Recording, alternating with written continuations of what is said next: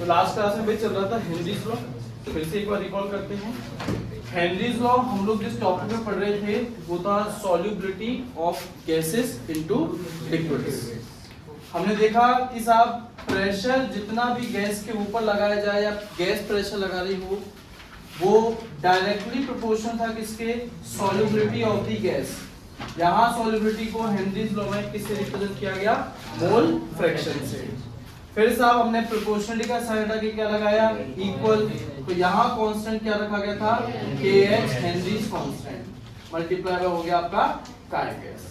यहाँ से हमने दो चार चीजें पता कर ली कि सर अगर मोल फ्रैक्शन एक यूनिटलेस क्वांटिटी है तो यहाँ KH की यूनिट जो है वो किसके यूनिट के बराबर आएगी, प्रेशर की यूनिट के बराबर आएगी।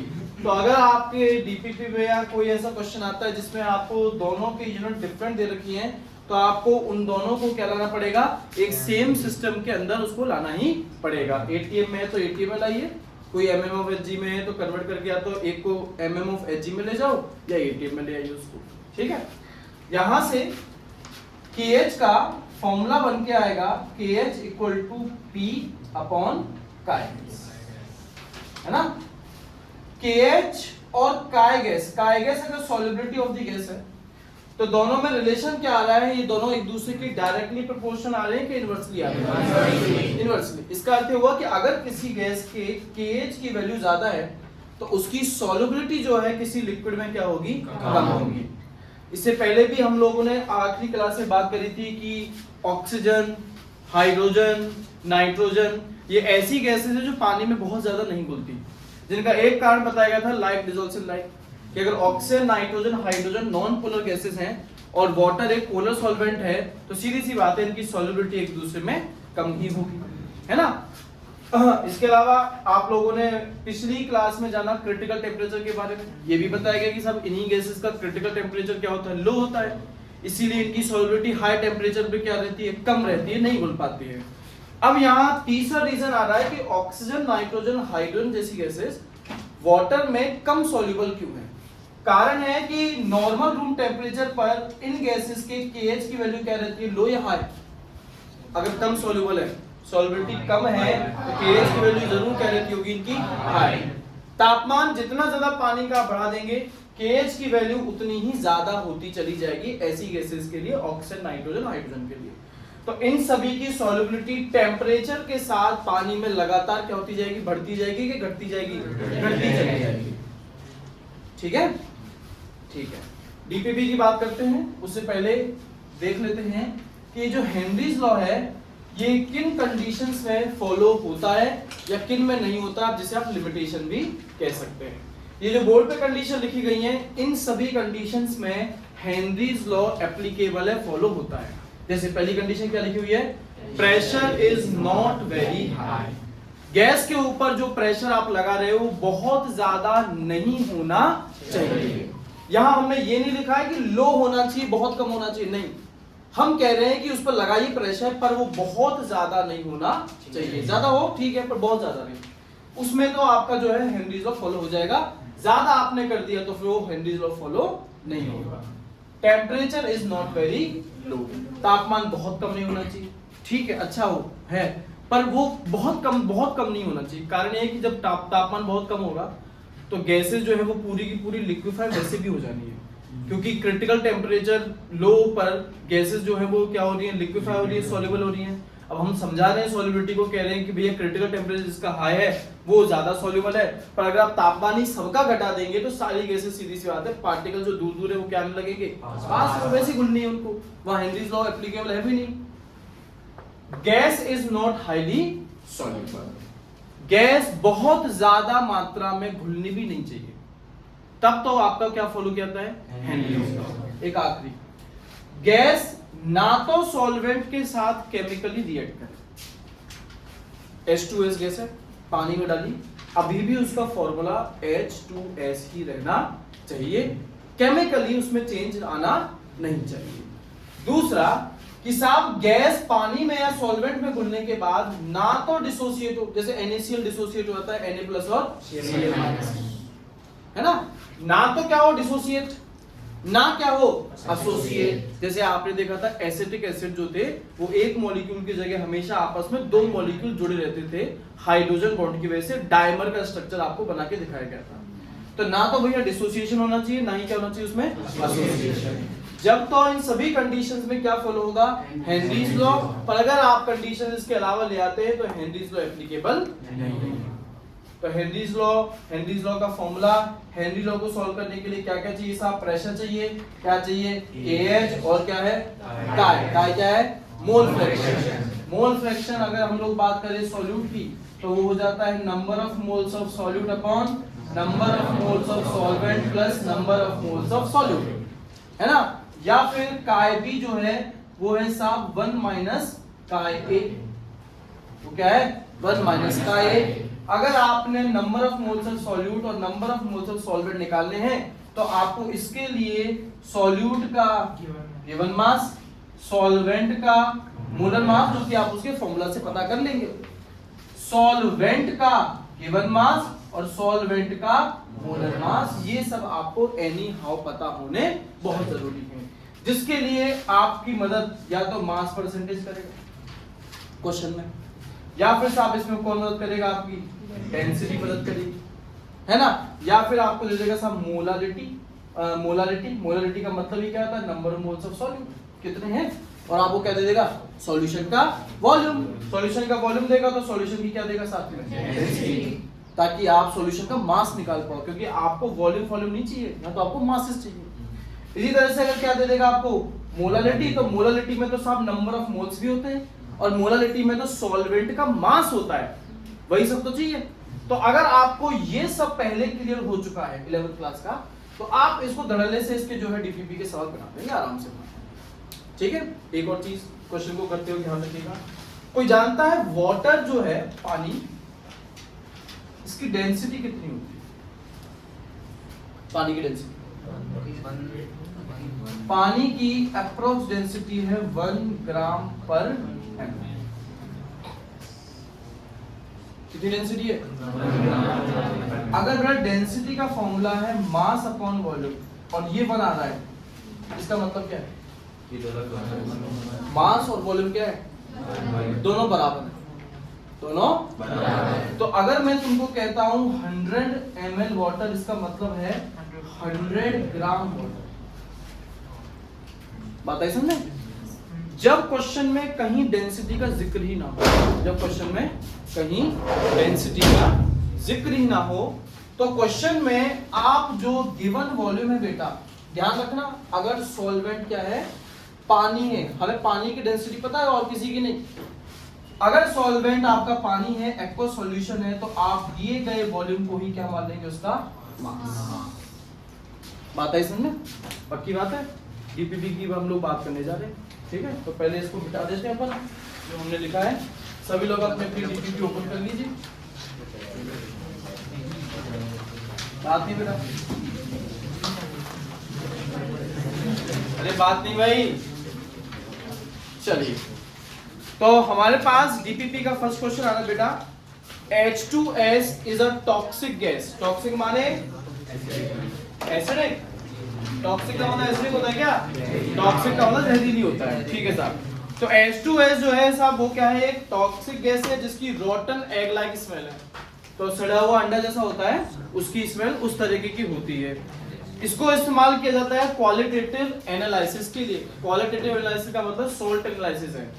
एसिडिक बेसिक रेडिकल आपको जो प्रैक्टिकल में करवाया जाता है, अननोन सोल्ट दे दिया जाएगा, कहिए कि सब पता करके बताइए इसमें कटायन क्या है और एनायन क्या है, तो उसमें आपकी हेल्पफुल है, ठीक है साहब। इसका कोई मतलब नहीं हमारे लिए। क्वेश्चन में कहता है अगर साहब इस गैस की सॉल्युबिलिटी इन वाटर क्या दे रखी है, H2S की क्या दे रखी है बेटा, सॉल्युबिलिटी दे रखी है, किसमें, इन वाटर में।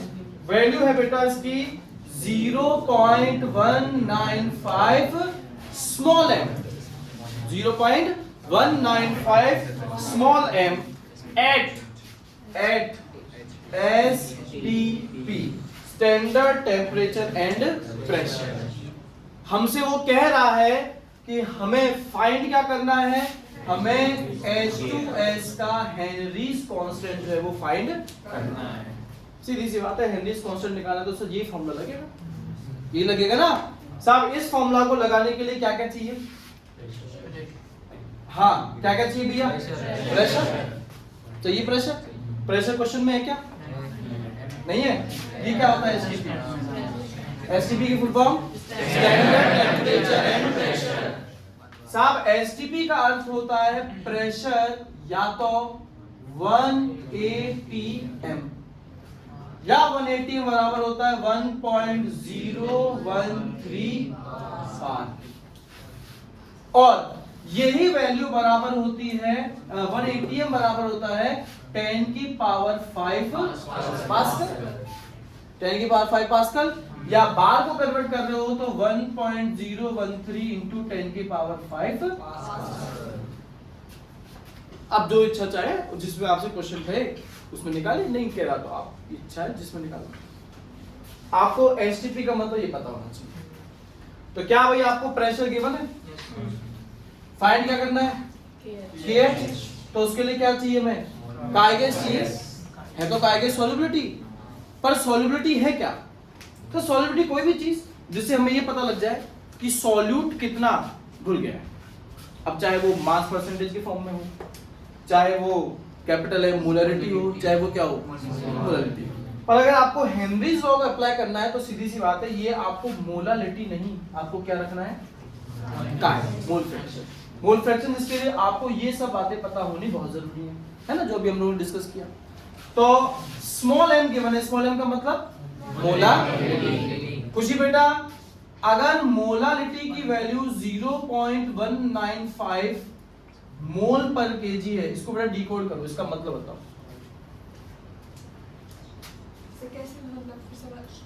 अगर मैं कहीं कह दूंगा आपको 3 मोलल NaCl सॉल्यूशन, तो उसका मतलब बताइए।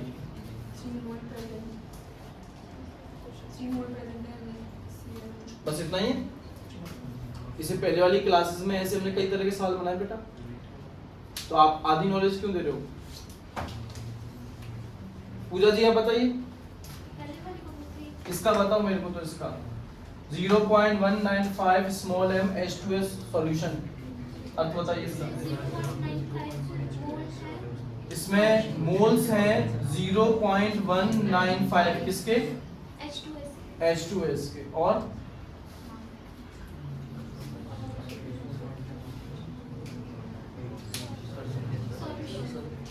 चंचल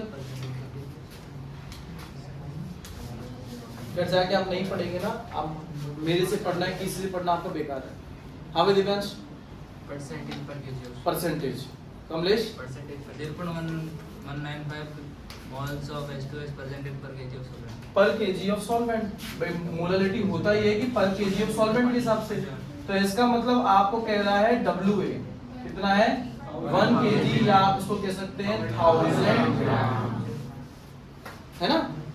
ये सब आपको पता है। तो आपको क्वेश्चन को अगर सॉल्व करना है, आपको अगर क्या रखनी है, ये वैल्यू रखनी है, तो आपको NV पता होनी चाहिए। पता है क्या NV? पता है 0.195, ये तो है। ये भी NV वही आ गया NV। बच क्या क्या बेटा? NA है क्या? Number of moles of solvent. Number of moles of solvent को सॉल्व करने के लिए क्या क्या चाहिए? WA given mass of solvent upon molar mass of solvent. भाई आपने मोलरिटी को डिकोड कर दिया तो गिवन मास ऑफ सॉल्वेंट कितना आ गया? 1000 ग्राम। आप इसे डिवाइड कर दीजिए वाटर के मोलर मास से, जो होता है 18 ग्राम पर मोल, वैल्यू आएगी 55.55। तो आपके पास में H2O के मोल्स आ गए 55.55, आपके पास में H2S के मोल्स आ गए 0.195। तो इसका मोल फ्रैक्शन नहीं निकाला जा सकता क्या? Mole fraction of H2S equal to 0.195 upon 55.55 plus 0.195। किया जा सकता है? तो आपने तो सर वो सब करके ये काइगेस निकाल दिया। प्रेशर क्वेश्चन में आपने डिकोड कर लिया, एसटीपी का मतलब प्रेशर डाल दिया, बचा क्या है? KH। अगर आपने ये डाला होगा तो KH की वैल्यू ATM में आएगी, ये डाला होगा तो बाद में इन दोनों में से एक डाला होगा तो किसमें बन गया क्वेश्चन आप? इन दोनों में से एक डाला हुआ मतलब भाई कई होती है ना, एसटीपी का मतलब 1 एटीएम। अब 1 एटीएम किसके बराबर है? 1.013 बार के। 1 एटीएम किसके बराबर है? 10 की पावर 5 पास्कल के। 1.013 बार किसके बराबर है? 1.013 into 10 की पावर 5 पास्कल के। तो उस हिसाब से आएगी।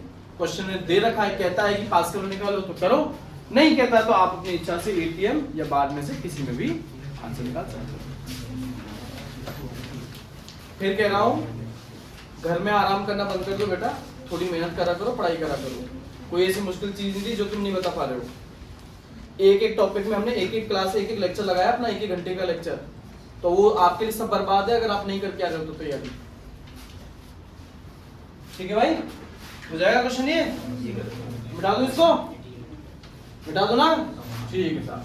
तो ये पहला क्वेश्चन हुआ आपका डीपीपी का, जिसमें साहब आपको मोलालिटी गिवन थी और प्रेशर भी गिवन था, पर वो लैंग्वेज थ्योरी के फॉर्म में था, एचटीपी उसने दे रखा था। क्या मैं नहीं कह रहा हूँ कि वो सही होंगे सारे आंसर, मैं कह रहा हूँ वो भी होमवर्क ही दिया गया था बच्चों को, किसी बच्चे ने गलत किया होगा, गलत होगा, आपको अपना होमवर्क खुद करना है। अगर आपको टाइम मिलता है तो, नहीं मिलता मत करो बेटा। हाँ जी साहब, सेकंड क्वेश्चन आ रहा डीपीपी का, कहता है Henry's law constant for CO2 in H2O। CO2 in H2O, तो सॉल्यूट क्या है, सॉल्वेंट क्या है? सॉल्यूट तो हो गया CO2 और सॉल्वेंट क्या हो गया आपका H2O। ठीक है साहब, तो कहता है हेनरीज लॉ कांस्टेंट, मतलब CO2 का वो आपको क्या बताने वाला बेटा?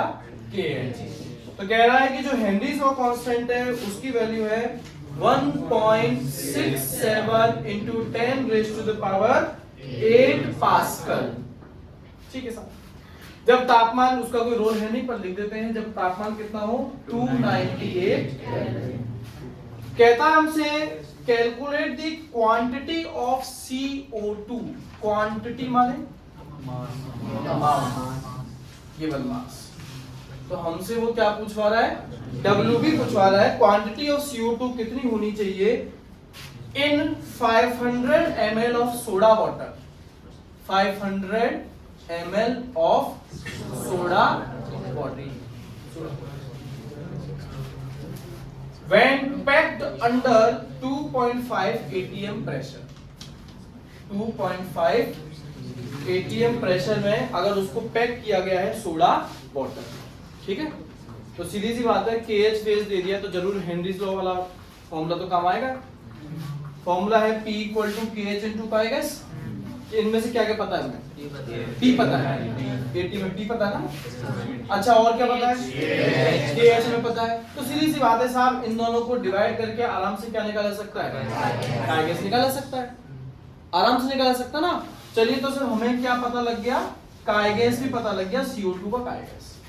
अब काई गैस का अगर फॉर्मूला अप्लाई कर दिया जाए, जो कि है number of moles of CO2 upon number of moles of CO2 plus number of moles of H2O, ये क्वेश्चन, ठीक है। अब नंबर ऑफ मोल्स का ही फॉर्मूला अगर अप्लाई कर दिया जाए तो वो हो जाएगा given mass of CO2 upon molar mass of CO2, जो आता है बेटा 40। ऐसे ही number of moles of CO2 का वापस formula given mass of CO2 upon molar mass of CO2 plus number of moles of H2 का formula given mass of H2O upon molar mass of H2O, जो कितना होता है 80। तो basically आप काय CO2 आपने फाइंड आउट कर लिया, काय CO2 की आपने वैल्यू डाली, वैल्यू डालने के बाद में आपके पास में यहाँ given mass of H2O given mass of CO2, ये दो समस्याएं आपके सामने आ रही हैं। ठीक है सर, अब इन दोनों में से हमें एक चीज नोन है, CO2 के बारे में और कोई इंफॉर्मेशन दे रखी है KH के अलावा? बुक CO2 के बारे में थोड़ी है, पढ़ो किसके बारे में? बस कंफ्यूजन क्या है बच्चों को? सोडा वाटर, सोडा वाटर पानी ही है, एरेटेड वाटर को बोलते हैं जिसमें CO2 मिक्स है, उसी को सोडा वाटर कहते हैं। तो साहब इसका क्या दे रखा है? 500 ml। क्वेश्चन में हमें वॉल्यूम चाहिए कि मास? तो साहब मास चाहिए, तो फिर तो हमें डेंसिटी दे सवाल में, नहीं दे रखी।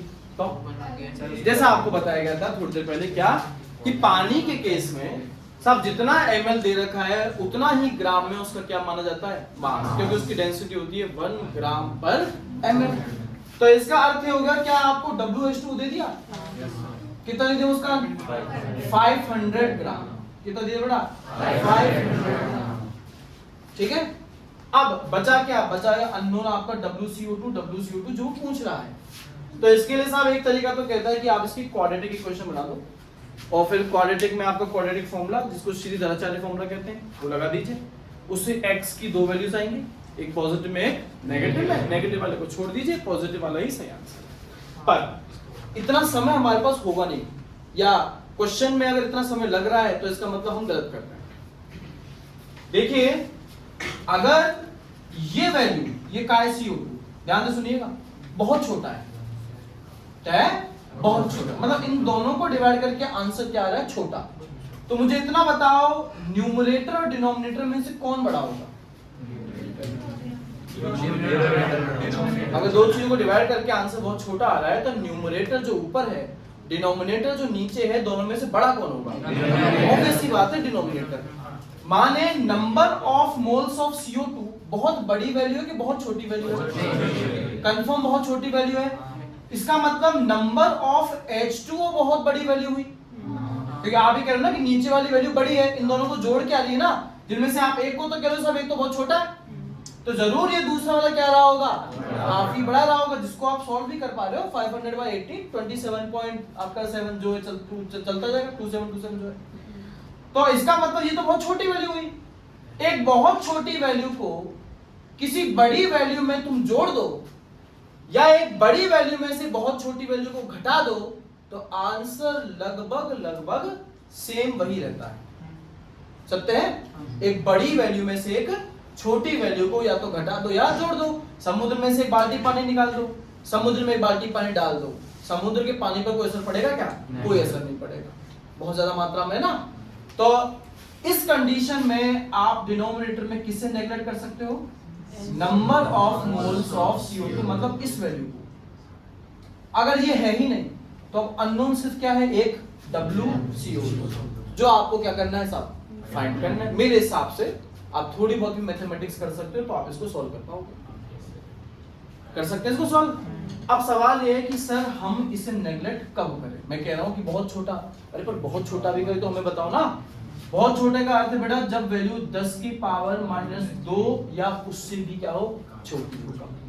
जैसे आंसर आपका आ गया 1.5 × 10 की पावर -2, नेगलेक्ट कर दीजिए।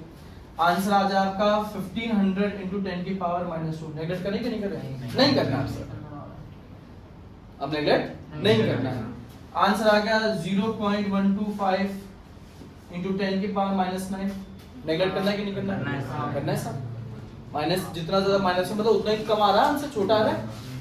1500 × 10 की पावर -10, नेगलेक्ट करना है कि नहीं करना है, करना है सब। तो आपकी स्टैंडर्डाइज वैल्यू स्टैंडर्ड फॉर्म में 10 की पावर -2 या उससे भी छोटी हो तो सामने डिनोमिनेटर में आप जो छोटी वैल्यू है उसे चाहे वो ऐड हो रही हो चाहे वो क्या हो रही हो सबट्रैक्ट, याद रहे मल्टीप्लाई या डिवाइड हो रही हो तब नहीं करना है, क्योंकि जब आप एक बहुत छोटी वैल्यू से किसी बड़ी वैल्यू को मल्टीप्लाई कर देते हो तो आंसर छोटा आता है, जब उसे क्या कर देते हो डिवाइड कर देते हो तो आंसर बहुत बड़ा आ जाता है। तो इसलिए मल्टीप्लाई डिवाइड में ऐसा नहीं करना है, सिर्फ एडिशन और सब्सट्रैक्शन में ही आपको क्या करना है। जब ऐसा आ रहा हो कि इस तरफ आंसर बहुत छोटा आ रहा है तो दूसरी तरफ डिनोमिनेटर में जो भी ऐड या सब्ट्रैक्ट हो रही है छोटी वैल्यू उसको क्या कर दीजिए नेगेटिव, आपका आंसर आ जाएगा बिना टाइम खाए आपका। वरना सब क्वाड्रेटिक लगेगी कम से कम 10 से 12 मिनट 15 मिनट आपके लिए जाएगा। बात आई समझे, सवाल बन जाएगा नहीं बन जाएगा। क्या था सवाल में कंफ्यूजिंग, क्या था कंफ्यूजिंग सिर्फ इतना था सब एक तो सोडा वाटर, दूसरा साहब आपको तो चाहिए था मास देकर रखा था उसका ml, अब बाकायदा उस लाइन को लिखेंगे कि as the density of water is 1 gram per ml, therefore 500 ml of soda water means 500 gram of soda water। तो इस वजह से हम लोग ऐसे ही डायरेक्ट आपने लिख दिया, मार्क्स काटे जाएंगे कि डायरेक्ट कैसे आगे सर किस आधार पे आया है, आपको वो आधार अपना बेसिस यहाँ पे लिख के बताना। क्लियर है, बन जाएगा क्या क्वेश्चन भी बन जाएगा, ठीक है सर बहुत बढ़िया। डीपीपी के नेक्स्ट क्वेश्चन पर आते हैं, पढ़िए देखिए आपको कुछ समझ में आता है क्या डीपीपी का नेक्स्ट क्वेश्चन।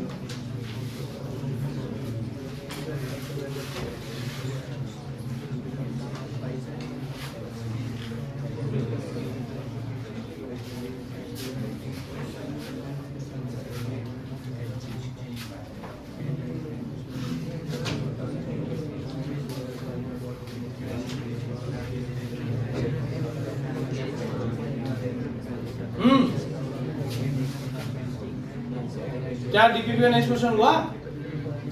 अरे बहुत आसान, बहुत हल्का क्वेश्चन है। हेनरीज लॉ कांस्टेंट दे दिया क्या? फिर क्वेश्चन के अंदर सॉल्युबिलिटी दे दी क्या? सॉल्युबिलिटी का मतलब क्या दिया है कि फाइंड करनी है, फाइंड करनी है सॉल्युबिलिटी। इसके लिए आपको क्या दे दिया भैया? प्रेशर, सीधा सीधा पी दे दिया, केस दे दिया, डिवाइड कर दिया, मोल फ्रैक्शन आ जाएगा क्या? आ जाएगा ना? बस यहाँ डिवीजन तो है। क्या दोनों केएच और प्रेशर की यूनिट सेम है क्वेश्चन में? अगर यूनिट सेम है, कहता है 4.27 × 10 की पावर 5 mm ऑफ Hg, ये तो क्या हो गया केएच, और प्रेशर कहता है 760 mm ऑफ Hg, तो सब प्रेशर की यूनिट भी वही mm ऑफ Hg और केएच की यूनिट भी mm ऑफ Hg। सिर्फ क्या करना है आपको? डिवाइड करना है। अगर ये प्रेशर है 760, केएच है आपका 4.27 × 10 की पावर 5, तो 4.27 × 10 की पावर 5 नीचे चला जाएगा, मतलब आंसर आएगा 760 अपॉन 4.27 × 10 की पावर। ठीक है, ठीक तो है। यूनिट सेम नहीं देता। हाँ तो कन्वर्ट करना पड़ेगा आपको। आपका एक एटीएम में होता, एक पास्कल में होता, mm ऑफ Hg में होता, टॉर में होता, बार में होता, आपको बिल्कुल चेंज करना पड़ता है। इसका अलावा आपको इंटर कन्वर्जन उस समय आना चाहिए।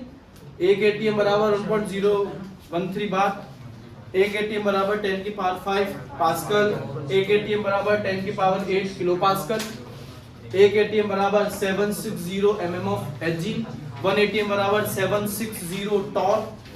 आपको यूनिट कन्वर्जन आना चाहिए। ठीक है साहब। नेक्स्ट क्वेश्चन है आपका डीपीपी का, कहता है air is a mixture of number of gases. जो एयर है साहब, उसमें बहुत सारी गैसेस जो है वो पाई जाती हैं। ठीक है सर। हमसे कह रहा है कि जो मेजर कंपोनेंट है एयर में वो दो गैसेस का है, सब जानते हैं। कौन सी दो गैसेस है साहब? एक ऑक्सीजन है O2 और एक नाइट्रोजन है आपकी N2, जिनका लगभग प्रतिशत एयर का कंपोजिशन का एक परसेंटेज दिया गया है कि साहब क्वेश्चन के अकॉर्डिंग जो O2 है वो एयर का कितना परसेंट कैरी करती है बेटा? 20%। 20% का मतलब जानते हैं 20/100। जितना भी एयर आप टोटल लोगे, जितना भी टोटल आप एयर लोगे, उसका 20% कौन कैरी करेगा? ऑक्सीजन। ठीक है। हाँ भाई वरदान, अगर मान लो मैंने 1 लीटर एयर ली, तो उसमें बताओ कितना लीटर ऑक्सीजन होगा? एयर अगर ली तो उसमें कितना लीटर ऑक्सीजन होगा? बताओ कितना होता है एक लीटर का 20% कितना होता है? 200। समझ रहे हो? 1 लीटर का 20% 200 लीटर है। तुमने एमएल तो कहा ही नहीं, आपने 200 कहा ना, तो समझे अगर आप यूनिट नहीं लिखते तो आपके मार्क्स क्यों कटने चाहिए?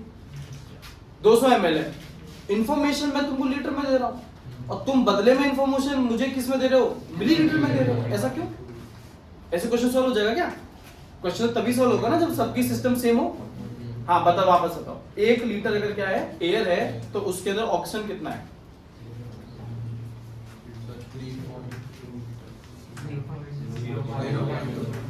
देख रहे हो बच्चा, मैथ है बायोलॉजी आपके पास? फिर ठीक है, फिर ऐसा जवाब बनता भी है। अब ये बोल देता 0.2 लीटर, फिर तो घबरा जाते लोग यार ये कैसे जवाब दे रहा है, बायोलॉजी का सही जवाब कैसे दे रहा है? तो 0.2 लीटर भाई आपने कुछ नहीं किया। 1 × 20%, 20% का मतलब क्या था? 20/100। तो जब आपने लिखा 1 × 20/100, 0 से 0 आपने काट दिया, तो 1 × 2/10 कितना आ गया? 0.2 लीटर। अब बताओ वरदान वापस से बेटा, अगर 10 लीटर एयर है तो बताओ उसमें ऑक्सीजन कितना है?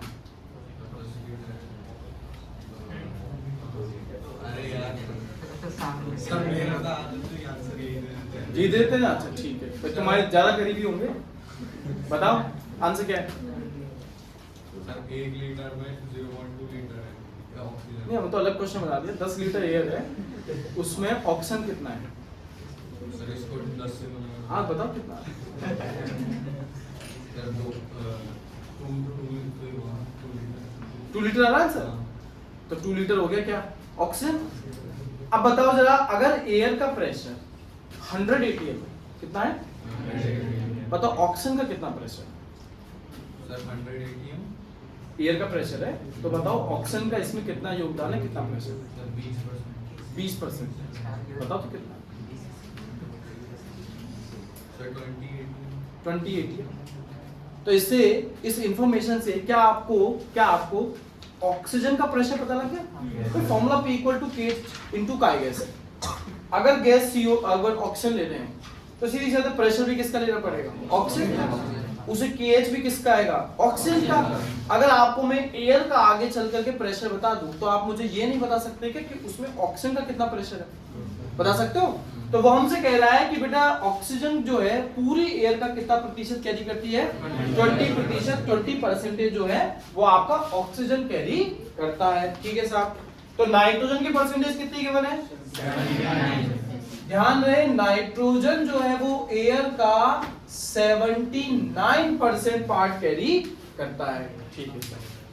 क्वेश्चन में आगे चले तो हमसे कहता है कि the water equilibrium with air at 10 atm at 298 kelvin. अगर टेम्परेचर 298 केल्विन हो जाए तो वाटर जो है वो एयर के साथ किस में आ जाएगा? इक्विलिब्रियम में। वाटर तो साफ लिक्विड है पर वो एयर के साथ इक्विलिब्रियम में आ जाएगा in terms of pressure. In terms of pressure. तो इसका अर्थ ये हुआ साहब जितना प्रेशर वाटर का होगा इक्विलिब्रियम पर उतना ही प्रेशर किसका होगा? एयर। अब वो आपको वाटर का प्रेशर बता रहा है कितना है? 10 atm। इसका मतलब एयर का भी प्रेशर कितना है? 10 atm। बताओ बेटा ऑक्सीजन गैस का कितना प्रेशर है? सर एयर का 10 atm है उसका 280। तो साहब आपको पता चल गया प्रेशर ऑफ O2 कितना बेटा? 2 atm। तो वरदान प्रेशर ऑफ N2 कितना है?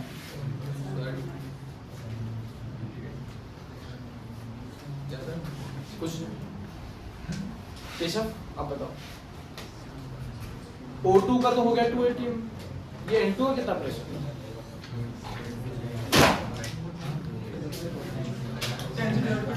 10 से डिवाइड कर देंगे किससे?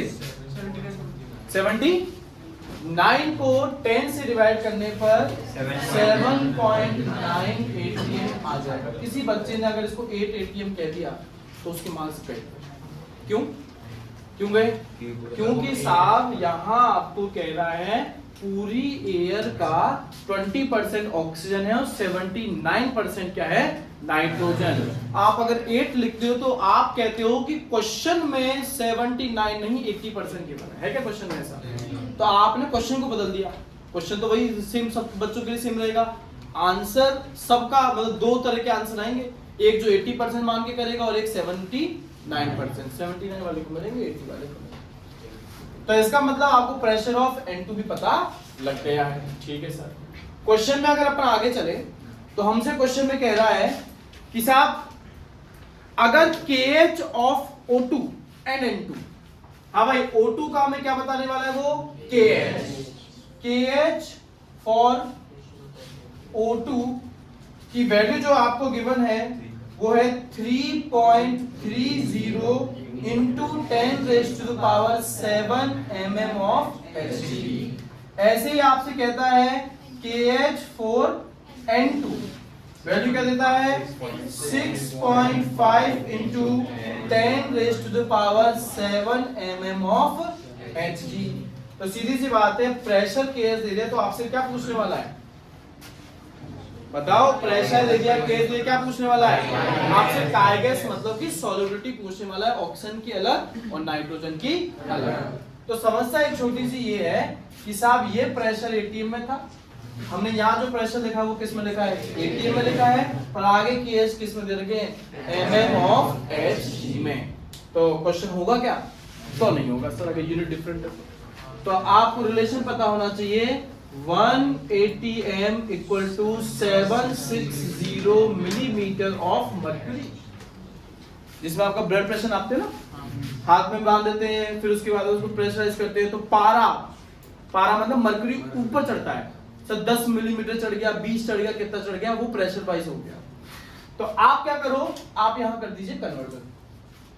आपको 10 एटीएम गिवन था है ना, 10 एटीएम का मतलब कितना एमएमओएच हो जाएगा? अगर एक एटीएम में 760 है तो 7600 mm ऑफ Hg, ये टोटल प्रेशर। अब इसके साथ आप क्या निकाल दो? 20%। वो O2 का प्रेशर हो जाएगा।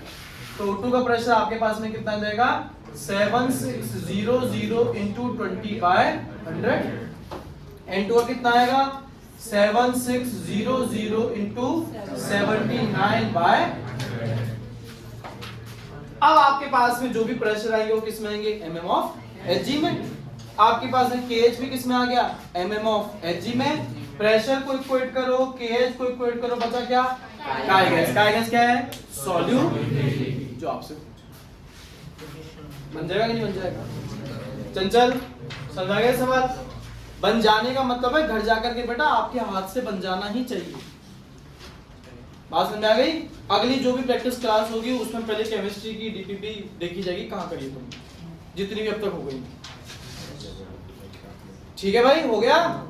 ठीक है, ठीक है साहब। अगला क्वेश्चन देखिए आप लोग, जब तो मैं बोर्ड ऑफ कर देता हूँ। डीपीपी का नेक्स्ट क्वेश्चन।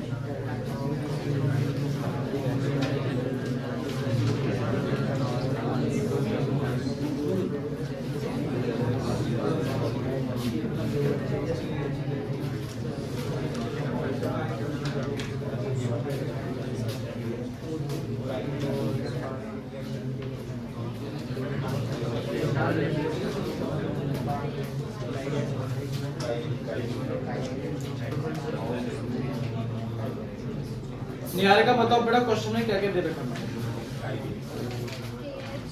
KH किसका KH दे रखा बेटा KH फॉर N2 वैल्यू बताइए 76.4 ATM 48 यूनिट क्या है किलो बार। ठीक है साहब। और क्या दे रखा हमें प्रेशर ऑफ N2 कितना है निहारिका, सभी निहारिका हो गए क्या आपसे। निहारिका बेटा आप बताइए क्या है 987 बार। ठीक है साहब। और कोई चीज हमें दे रखी है क्वेश्चन में।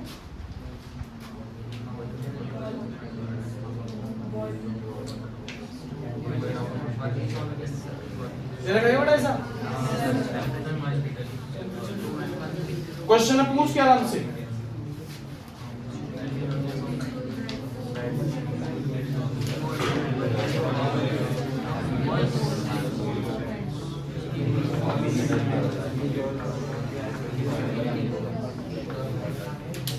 चलिए मैं आपके लिए क्वेश्चन पढ़ देता हूं।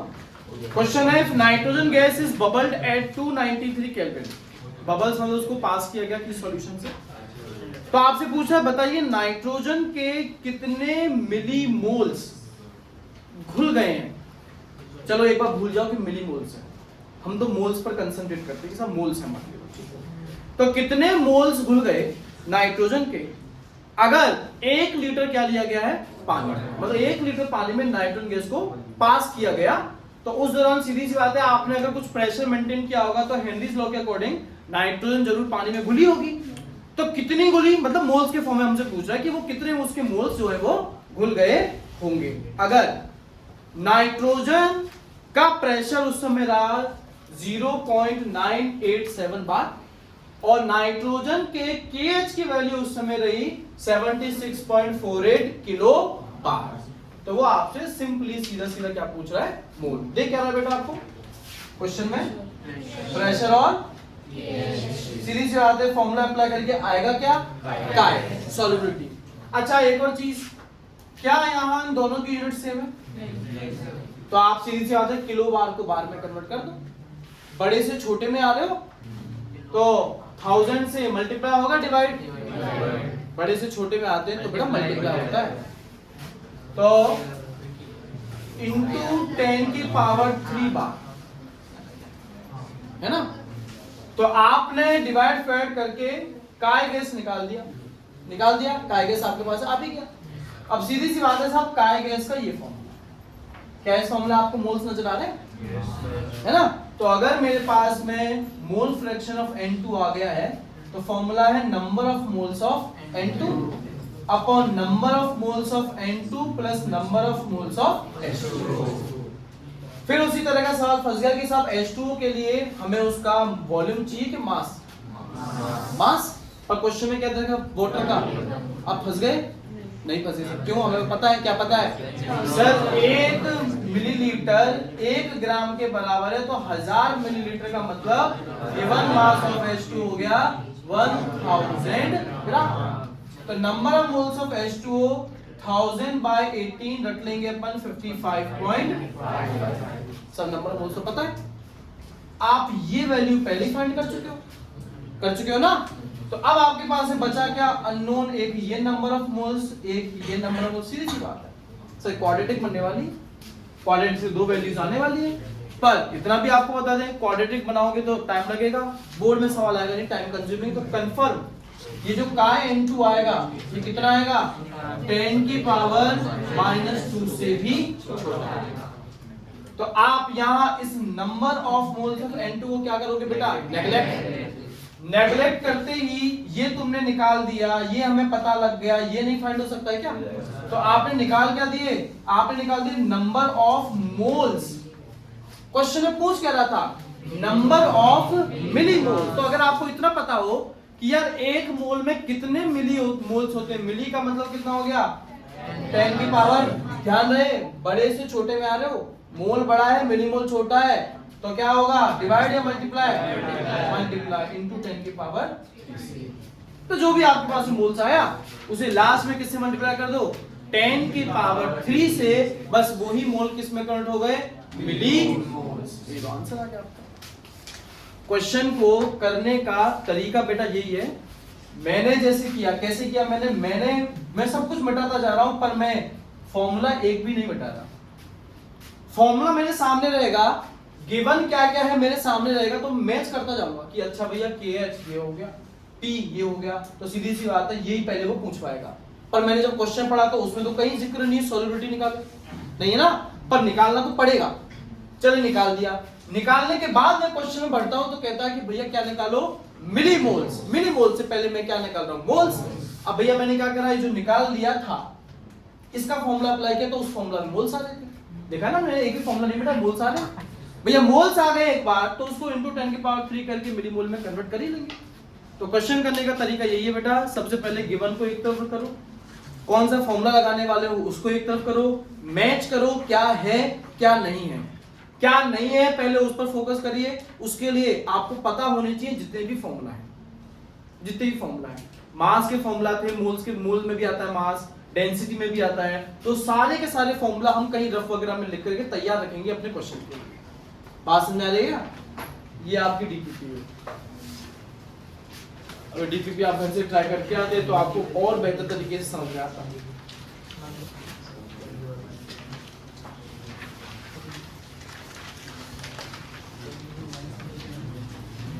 यशवंत तू भी नहीं करके आया था डीपीपी? सही बात नहीं है, ठीक बात नहीं। चलिए सर, तो ये तो बात हो गई हमारी डीपीपी हेनरीज लॉ। अब बेटा आगे बढ़ रहे हैं हम लोग। आगे जब बढ़ेंगे तो देखिए हमने सॉल्युबिलिटी पढ़ ली है, सॉलिड इन लिक्विड्स। हमने सॉल्युबिलिटी पढ़ ली है किसकी? हमने सॉल्युबिलिटी पढ़ ली गैसेस इन लिक्विड।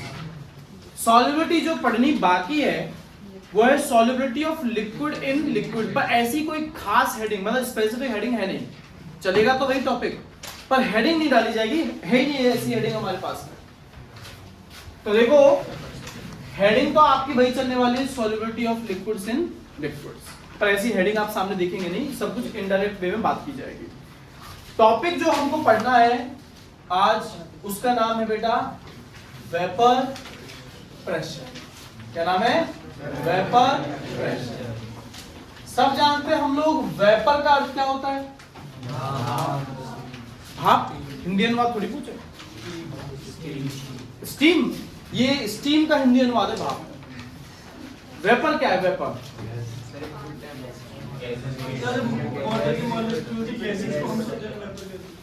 तो वो तो वाटर वेपर हुए, वो तो वाटर वेपर हुए, गैसेस स्टेट है। तो क्या अंतर है वेपर और गैस में? वेपर में मॉइस्चर होता है।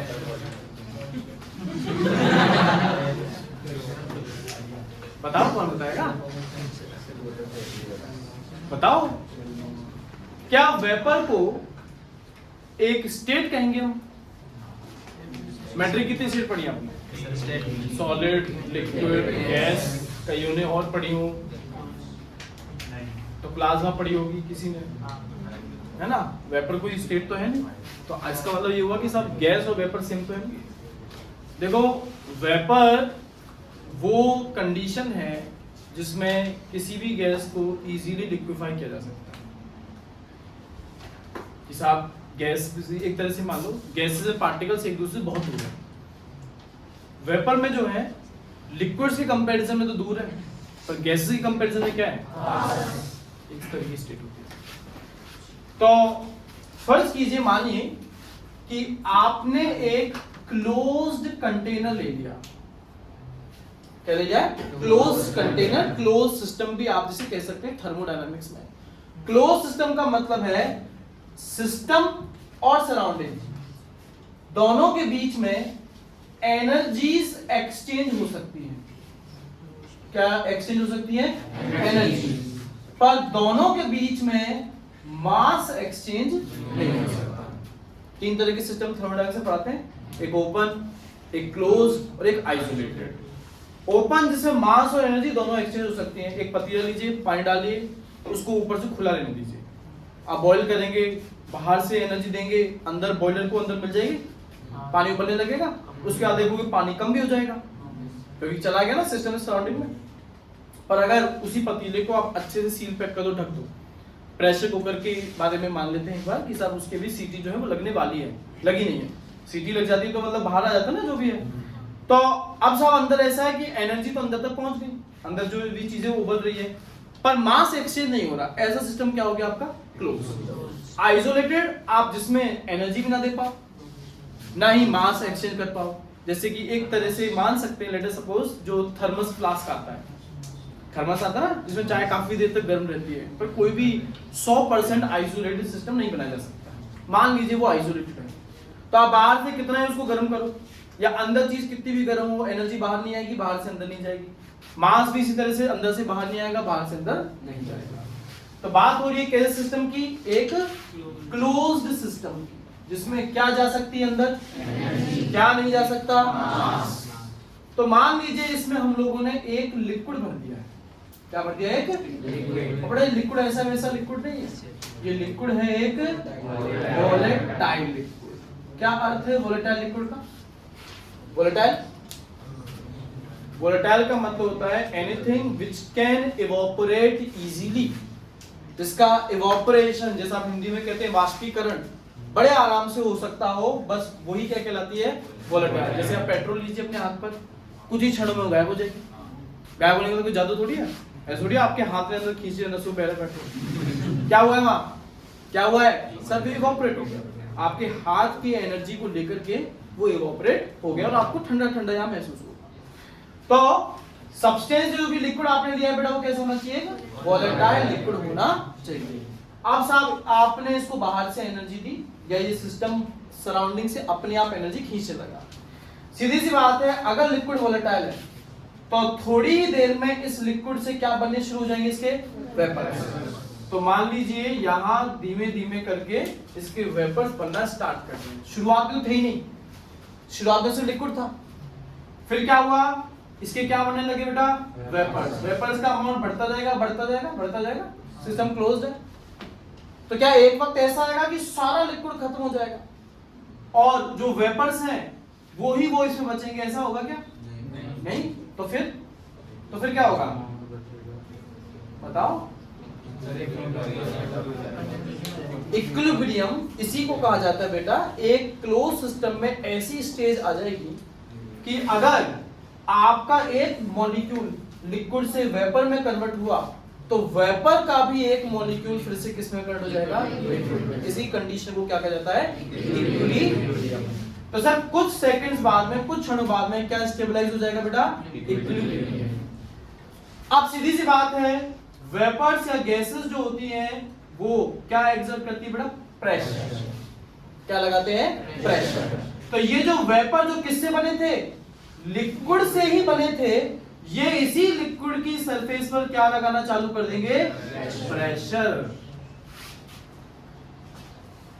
जब क्या अटेन हो जाएगा, इक्विलिब्रियम। सिस्टम कैसा होगा, क्लोज्ड। तो इस क्लोज्ड सिस्टम में इक्विलिब्रियम पर वोलेटाइल लिक्विड के बने हुए वेपर्स उसी वोलेटाइल लिक्विड की सरफेस पर क्या लगाने लगे, प्रेशर। तो उसी प्रेशर को क्या कहा जाता है बेटा, vapour pressure of that liquid. Pressure तो वेपर का ही है, पर ये वेपर बना किससे था साहब, लिक्विड से। प्रेशर किसके ऊपर लगाया था, उसी लिक्विड की सरफेस पर, जब सिस्टम कैसा हो, क्या अटेन कर चुका हो, इक्विलिब्रियम। तो बस उसी प्रेशर का नाम क्या है, वेपर प्रेशर ऑफ लिक्विड। परिभाषा क्लियर है, डेफिनेशन समझ में आ रही है। वेपर प्रेशर क्या चीज है, ठीक है साहब, आगे बढ़ते हैं। तो वेपर प्रेशर आपको क्लियर है, तो इसमें एक छोटा सा एक टॉपिक है कि सब आखिर ये वेपर प्रेशर किन किन फैक्टर्स पर डिपेंड करता होगा।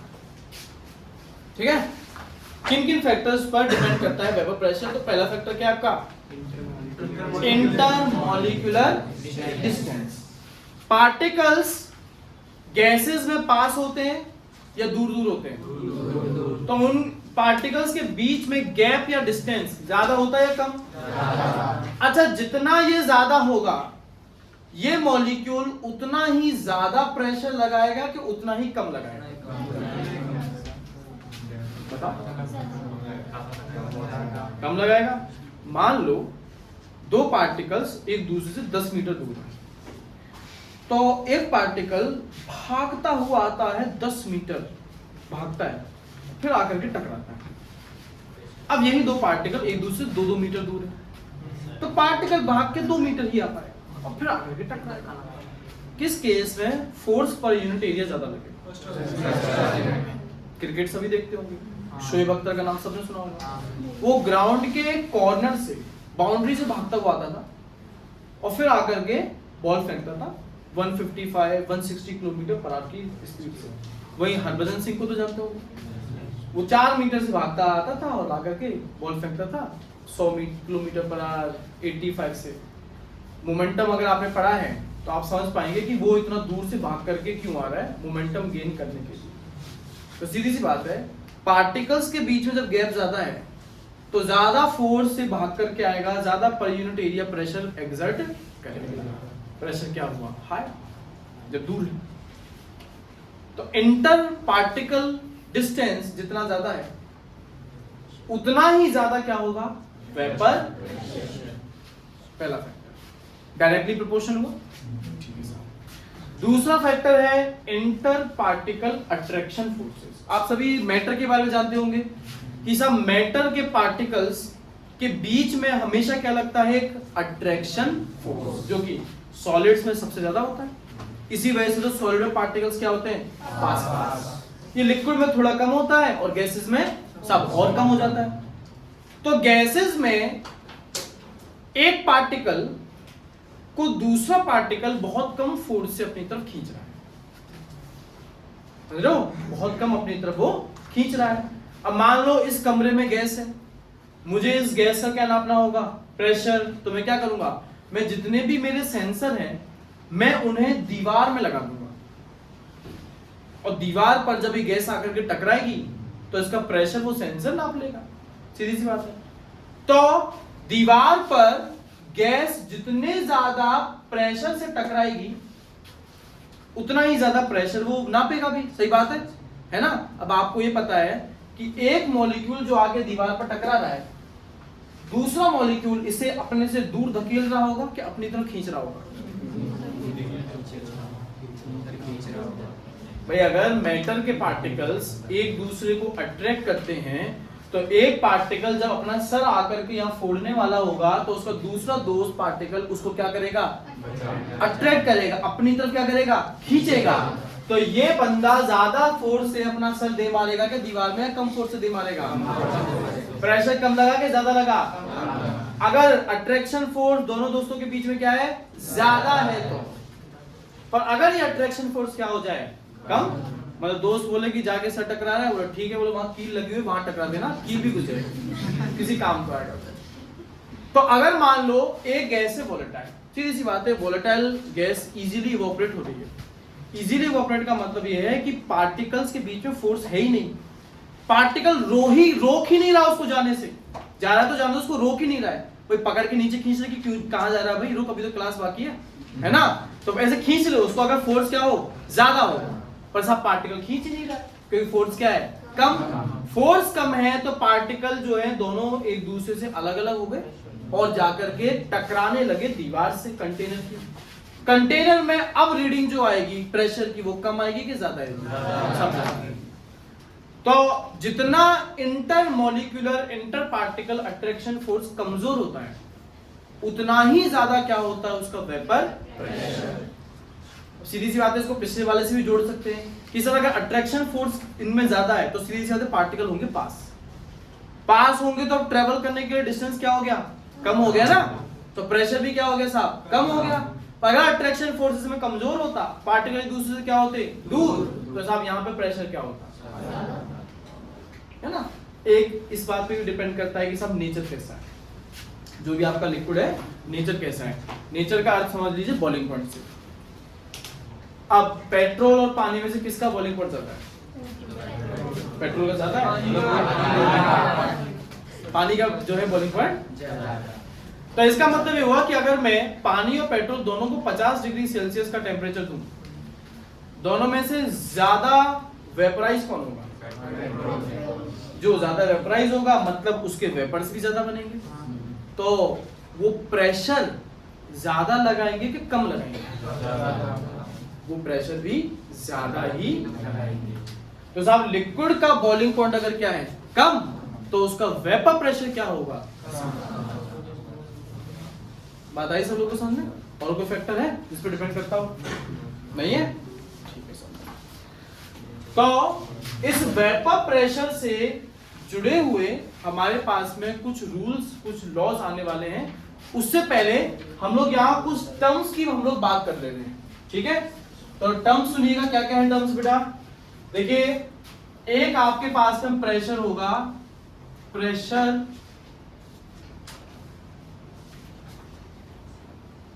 इन प्योर स्टेट, क्या लिखा गया है? Pressure in pure state. Solution एक प्योर सब्सटेंस है कि इम्प्योर सब्सटेंस है? इम्प्योर, क्योंकि सॉल्यूशन सिर्फ एक ही चीज से नहीं है, कई चीजों से मिलकर के बना है। पर अगर मैं कहूं कि सब सॉल्यूट या मैं कहूं सॉल्वेंट, बताइए ये प्योर है कि इम्प्योर है? ये प्योर है सर। तो मतलब जब मैं कहूंगा प्रेशर इन प्योर स्टेट, तो मैं बिल्कुल भी सॉल्यूशन की बात नहीं करना हूं, मैं बात सेपरेटली किसकी कर रहा हूं? या तो सॉल्यूट की या सेपरेटली किसकी बात कर रहा हूं? मैं सॉल्वेंट। प्योर स्टेट में प्रेशर अगर क्या है P0, प्रेशर क्या बेटा? तो सॉल्यूट का प्रेशर इन प्योर स्टेट क्या होगा? P0। सॉल्वेंट का प्रेशर इन प्योर स्टेट कितना होगा? समझ आ रहा है?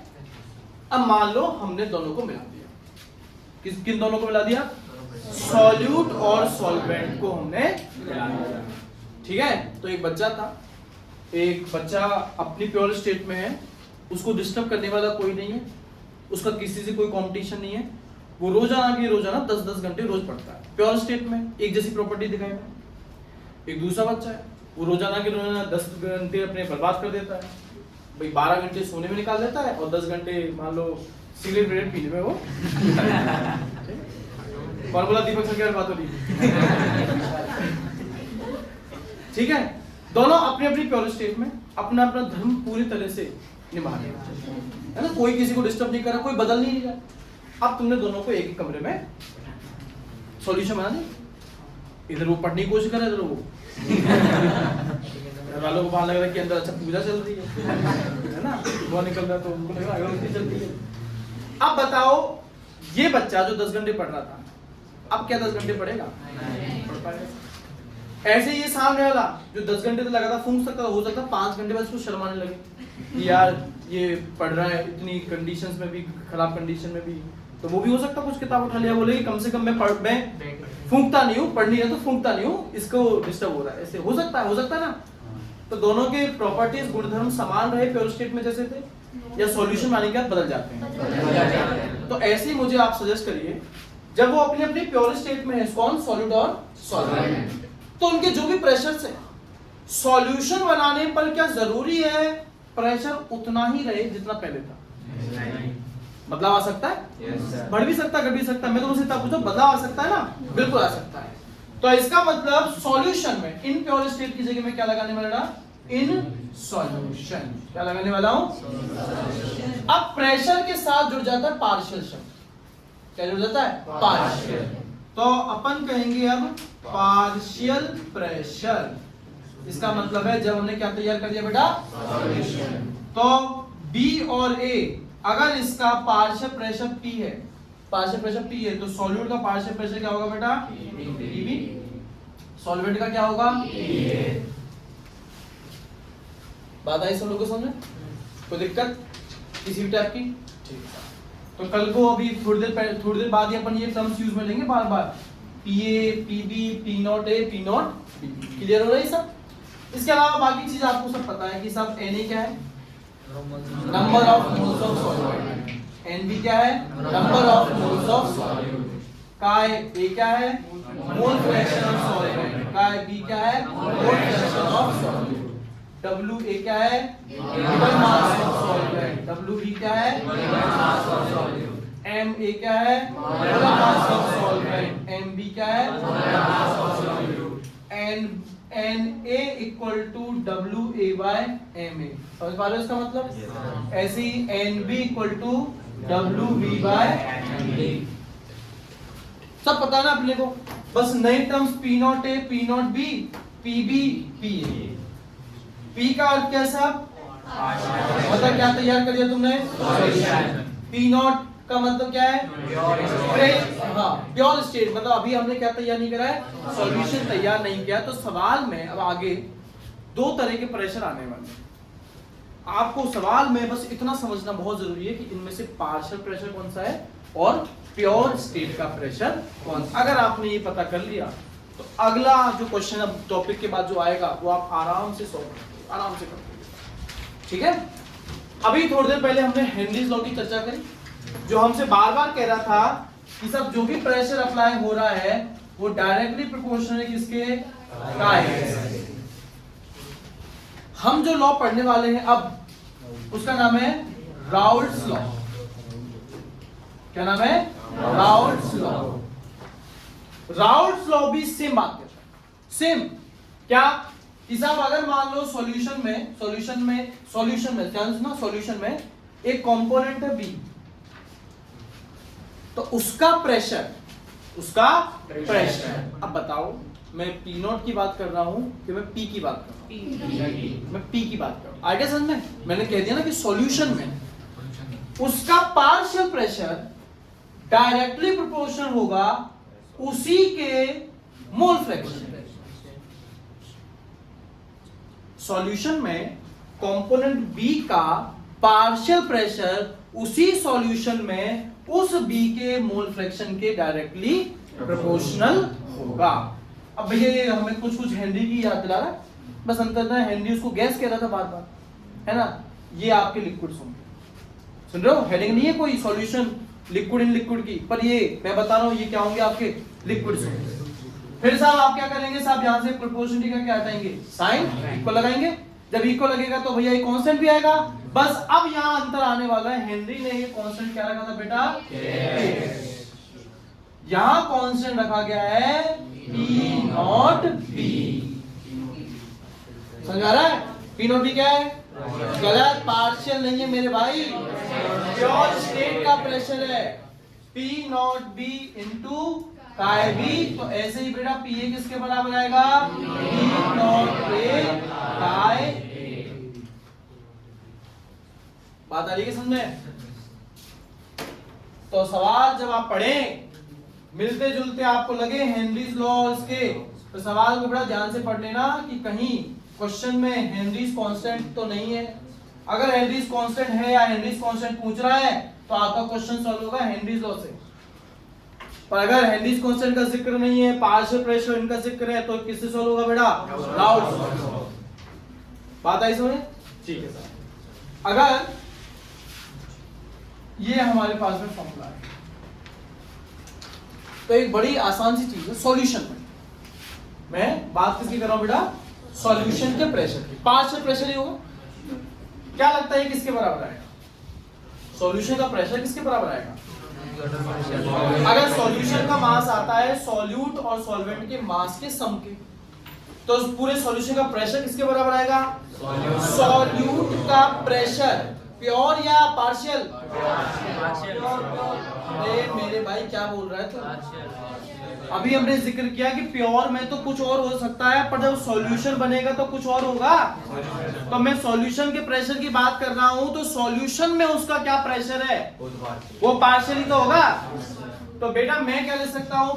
जो पार्शियल प्रेशर सॉल्यूशन है, या आप उसको पी टोटल कह दो, इसके बराबर आएगा PA प्लस PB के, ना कि P not A plus P not B के। बात आई सब लोगों को समझ में? हाँ साहब, यहां ये नियम किसने दिया बेटा? डाल्टन ने, अकॉर्डिंग टू डाल्टन। ये डाल्टन लॉ है।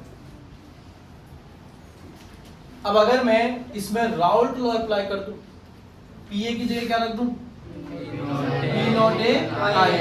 P सॉल्यूशन आ जाएगा P नॉट A का A प्लस PB की जगह P नॉट B का B।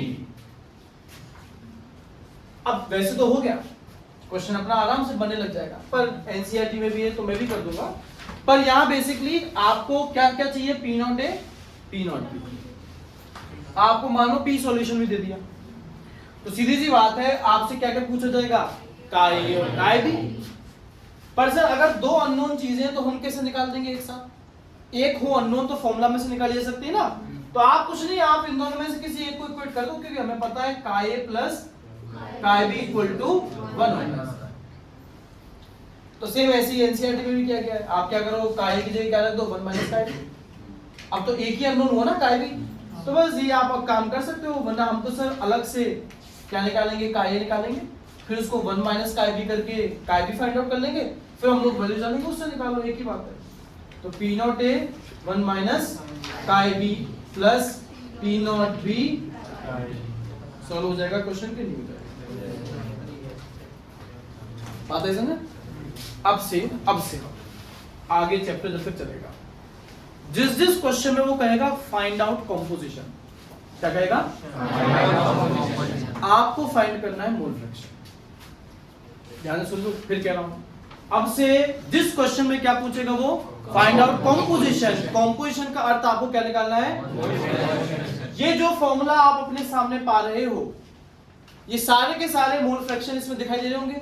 ये कंपोजिशन ही है, पर ध्यान से सुनो, मैं फिर कह रहा हूं हेडिंग नहीं है, पर ये सब के सब कंपोजिशन है लिक्विड इन लिक्विड। इसके बेटा आप बिल्कुल ऐसे क्वेश्चन अब आगे देखने वाले हो, एनसीईआरटी में भी, अपने इसमें भी, डीपीपी में भी, वो आपसे क्वेश्चन करवाएगा, कंपोजिशन निकलवाएगा, आप निकाल दोगे, पर एंड में वो आपसे कहेगा also find its composition in gaseous state. किसे बोलेगा? सर गैसियस स्टेट में निकालने को कहेगा। ये जो कंपोजिशन है काय दिखाई दे रहे हैं, ये कौन से तरह के सॉल्यूशन के हैं?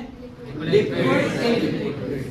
तो जो आप कंपोजिशन निकालोगे वो लिक्विड फेज के बारे में होगा, ना कि किसके बारे में? गैसियस फेज के बारे में बिल्कुल भी नहीं होगा। तो मैं यहां बता देता हूं कि गैसियस फेज का अगर क्वेश्चन आए तो आपको करना क्या है। हाँ बेटा, अब सीधी सी बात है सर, ये तो लिक्विड फेज है, हमें लिक्विड फेज का तो फॉर्मूला पता है। गैसियस फेज के लिए हमें क्या मानना पड़ेगा? उसे गैस। क्या मानना पड़ेगा? गैस। अगर गैस मान ही रहे हो, गैस मान ही रहे हो, तो उसे आलतू फालतू गैस मानोगे कि आइडियल गैस मानोगे? मान लो सलमान तुम एक बच्चा गोद लेने जा रहे हो भाई, वो भगवान द्वारा दिया गया है, फिर तो हमारा बस नहीं है कि कैसा भी हो सकता है ना? काला गोरा, लड़ाकू झगड़ालू, अच्छा बुरा, पढ़ने वाला ना पढ़ने वाला, कैसा भी हो सकता है ना। पर जब आप गोद लेने जा रहे हो तो सीधी सी बात है, आप बच्चे का चाल चलते देखोगे ना, कैसा है, बढ़िया है तो आप लोगे वरना नहीं लोगे है कि नहीं है? तो जब तुम्हें गोद ही लेना है तो आलतू फालतू कोई भी चलेगा कि आइडियल बच्चा ही लोगे साहब। तो जब उसको गैस मान ही रहे हो तो क्या मानो? Ideal gas follows ideal gas equation which is PV equal to समझ में आ रहा है क्या? तो मैं भी यहां उसको आइडियल गैस मान के P इक्वल टू nRT मान लूंगा। मान लीजिए एक सॉल्यूशन बनाया गया A और B, A और B, मान लिया उनको आइडियल गैसेस, है ना? दोनों के प्रेशर सेम होंगे क्या सॉल्यूशन में? नहीं। तो इसका मतलब मैं एक को क्या मान लूं? एक के लिए PA और ऐसे ही दूसरे के लिए क्या मान लूं? PB। गैस A का प्रेशर ज्यादा है B से, तो बताओ दोनों के नंबर ऑफ मोल सेम है, तो एक के नंबर ऑफ मोल ज्यादा होंगे, एक के कम। किसके ज्यादा होंगे? तो इसका मतलब सर ये Na और Nb भी माने जाएंगे, ये दोनों भी सेम नहीं है। अच्छा, उस पूरे कंटेनर में आपने डाल दी, दोनों गैसेस को डाल दिया, दोनों का वॉल्यूम बताओ। एक का ज्यादा सॉल्यूशन में। इस कमरे में मैं पूछूं हाइड्रोजन का वॉल्यूम क्या है, नाइट्रोजन का क्या है, तो क्या होगा सर? जितना वॉल्यूम पूरे कमरे का, मतलब दोनों का वॉल्यूम तो सेम है, तो V को V रहने दो। R तो सब वैसे ही पहले से कांस्टेंट है। अच्छा, उस कंटेनर में ऐसा थोड़ी कि सब एक तरफ कोने में हाथ लगा तो ठंडा हो रहा है, एक तरफ गर्म लग रहा है, फिर टेम्परेचर सेम, चलो T को भी सेम रख दिया, कोई दिक्कत? तो यहां से हमारे पास PAV इक्वल टू NaRT, ये आपके पास इक्वेशन आ गई। PA की इक्वेशन बना दो, यहां से V ले आओ, PB की बना दो क्या? V ले आओ। कोई समस्या? इसको मान लेते हैं फर्स्ट, इसको मान लेते हैं सेकंड। कोई दिक्कत बाबू? अब मैं आइडियल गैस मानते हुए इनको डाल्टन्स लॉ में अप्लाई कर देता हूं। ध्यान रहे, अब सॉल्यूशन लिक्विड फेज का ना मान के मैं किस फेज का मान रहा हूं? उसको गैसियस फेज।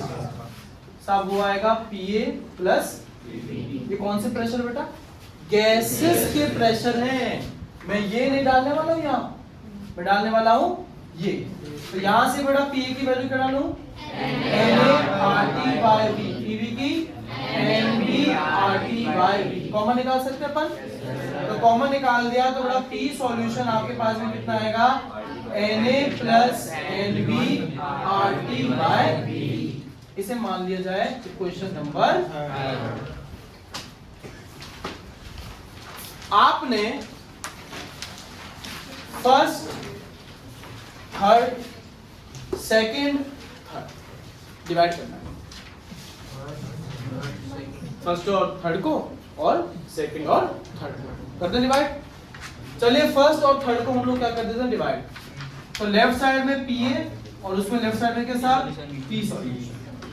PA का फॉर्मूला आपने डाला क्या? NaRT/V और P सॉल्यूशन का Na प्लस NbRT/V। तो हर्षिता ये RT/V कट जाएगा क्या? बचा क्या? बचा साहब PA upon P solution equal to Na upon Na plus Nb। Harshita बताओ ये क्या चीज है? हर्षिता की आवाज बारी कैसे?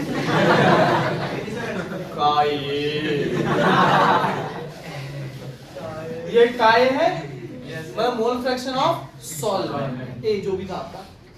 तो यहां से मैं रिलेशन लिख पा रहा हूं PA upon P solution equal to chi, या PA equal to P solution into काय।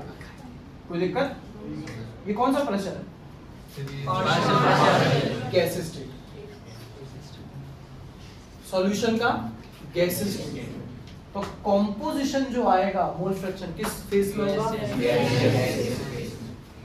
जब वो कहे आपसे कि फलाना चीज है, फलाना चीज का कॉम्पोजिशन फाइंड करो, पर किस फेज में?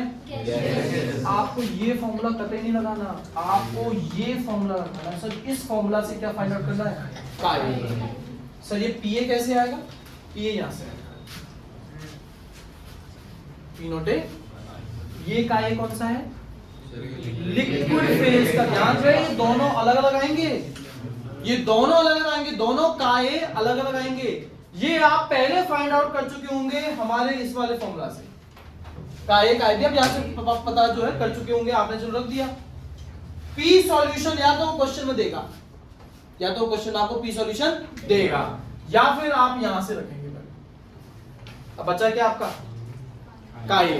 Composition of A in gases. फिर कह रहा हूं आप ऐसा बिल्कुल क्वेश्चन पाओगे जिसमें 2 बार कॉम्पोजिशन फाइंड करना होगा। आप कहो दोनों बार सेम आंसर नहीं आ सकता, आ रहा है तो गलत है। आंसर दोनों केसेस में डिफरेंट आएगा, डिफरेंट आंसर आएगा आपका। हाँ हो सकता है मात्र 0.1 0.2 का ही अंतर आ रहा हो, पर आएगा अलग ही वो क्वेश्चन। बात समझ में आ जाएगा सब लोगों को? सभी लोगों को पिक्चर क्लियर है? हेनरीज लॉ की तो बड़ा डीपीपी तुमने कर दी बर्बाद, आप लोग करके लाए नहीं। कम से कम इसकी राउल्ट लॉ की डीपीपी आप खुद बना करके लाइए। राउल्ट लॉ की डीपीपी में बेटा ये सारे फॉर्मूला आपके लगने वाले हैं, ये लगने वाला है, ये लगने वाला है, ये लगेगा, ये भी लगेगा। फिर ध्यान से पढ़ना सवाल को, जब वो कहता है कॉम्पोजिशन फाइंड करो पर किस फेज में, गैसियस, तो वो इसी फॉर्मूला से होगा। ऐसे जब आप सेकंड और थर्ड को डिवाइड कर देते तो Pb इक्वल टू आता P सॉल्यूशन इनटू काय बी, तो वो क्या आता, काय बी आता। तब आपको वहां से फाइंड आउट करना पड़ेगा, ठीक है।